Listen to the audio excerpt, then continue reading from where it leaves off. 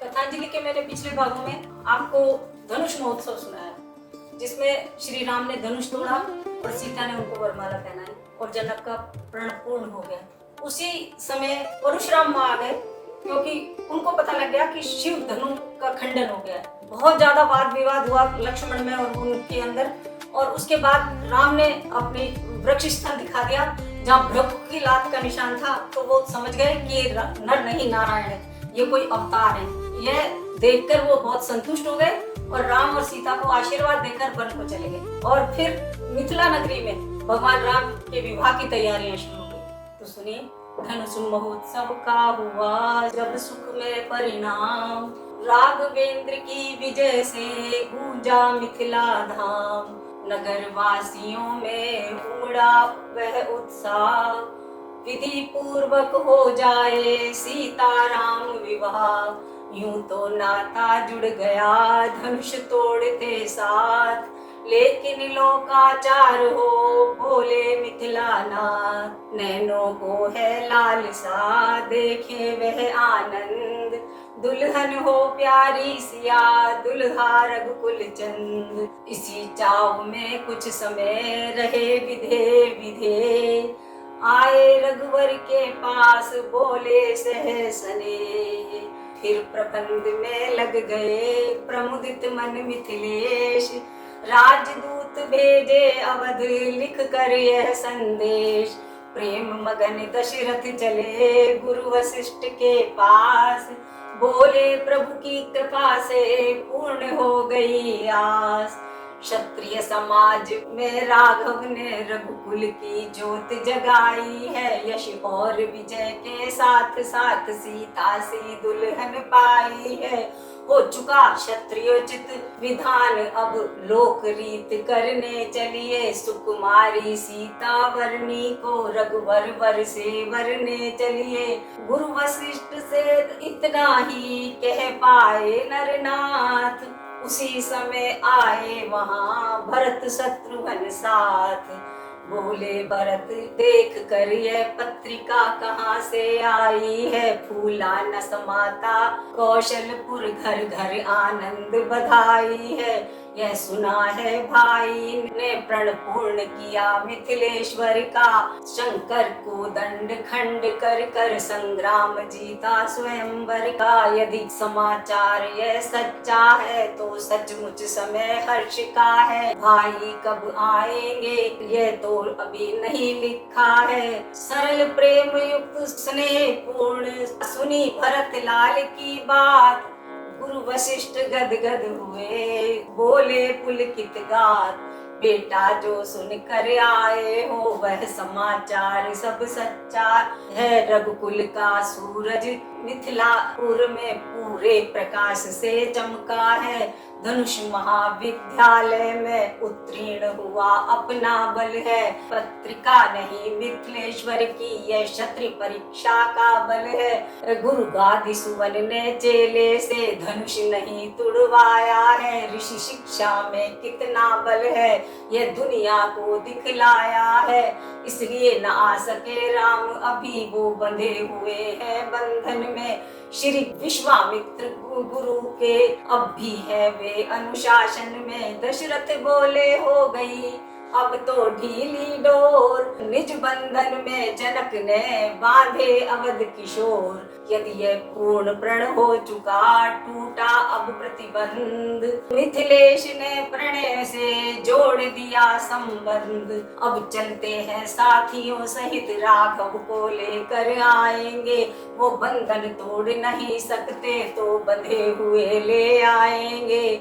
गुरु वशिष्ठ मुस्काए सुन दशरथ की बात, बोले फिर अब देर क्या सजवाइए बारात।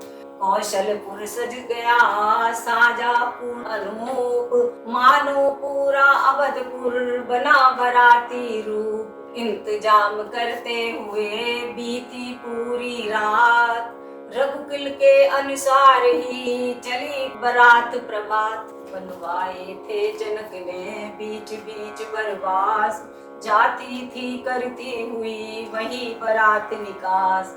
जब पहुंचे मिथिला नगर शुभ समय के योग, भेंट सहित भेंटे सभी अगवानी के लोग। सुन बारात का आगमन उमगे दोनों भ्रात, गादी सुमन ने जान ली मन से मन की बात।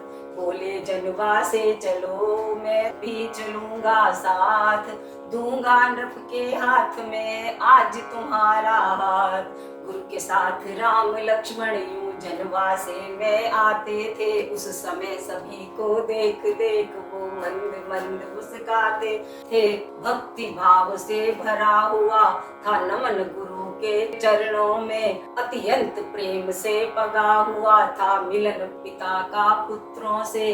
बोले विश्वामित्र नृपति अपनी संपत्ति संभालो तुम, अब और हिसाब करूंगा ना मैं, सब भांति परख वालो तुम। हंस कर बोले अवधपति अभी चुकाई होगी नहीं, जब तक न ब्याज आ जाएगा तब तक भरपाई होगी नहीं।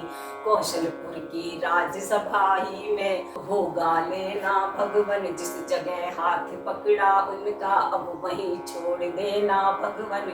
इस प्रकार हो रही थी मोद पूर्वक बात, द्विज बोले शुभ समय है चढ़वाइए बारात। ब्राह्मण मंडल ने स्वास्थ्य मंत्रों द्वारा दूल्हे के कर कंगन बांधा, जामा पटका पहनाया सिर मोर और सहरा बांधा।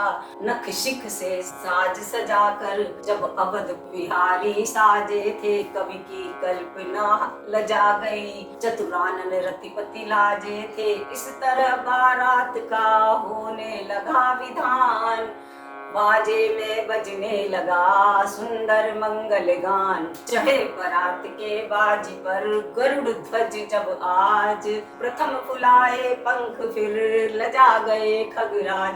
मुझे इस वाले अंश में रामायण के में ये वाली बात बहुत ज्यादा अच्छी लगी कि जो गरुड़ जी थे उनको तो पता ही नहीं था कि उन्होंने मानव जन्म लिया है। वो तो सोच रहे थे कि भगवान मुझ पे ही सवार होके जाएंगे, इसलिए उन्होंने अपने पंख फैलाए। लेकिन फिर उनको पता लगा कि नहीं, ये तो मानव रूप में है, ये तो घोड़ी पे ही बारात लेके जाएंगे। तो उन्होंने शर्माकर अपने पंखों को समेट लिया।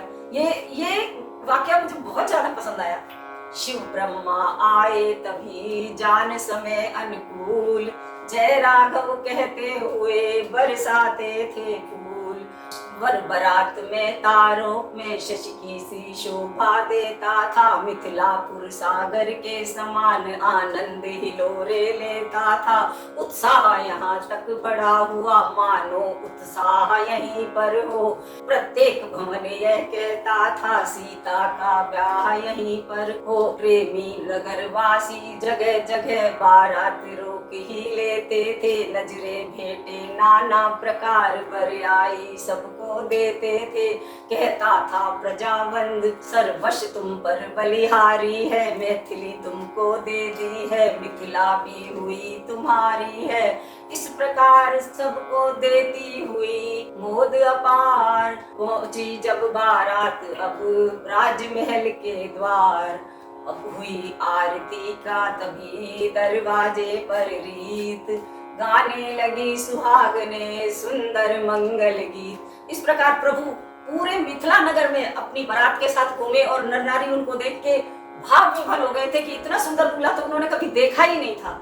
और उनके दरवाजे पर पहुंचने के बाद जनकपुर की रानी ने, सीता की माँ ने उनकी आरती उतारी। जिस तरह की सभी सासें अपने दामाद की आरती उतारती हैं, इस तरह उनका महल में प्रवेश कराया। अब आगे वरमाला और फेरे ये मैं आपको अगले भाग में सुनाऊंगी। उसके लिए आप मेरे चैनल को लाइक, सब्सक्राइब और शेयर कर दीजिए और मेरे साथ राम कथा रूपी गंगा में ऐसे ही स्नान करते रहिए। जय श्री राम।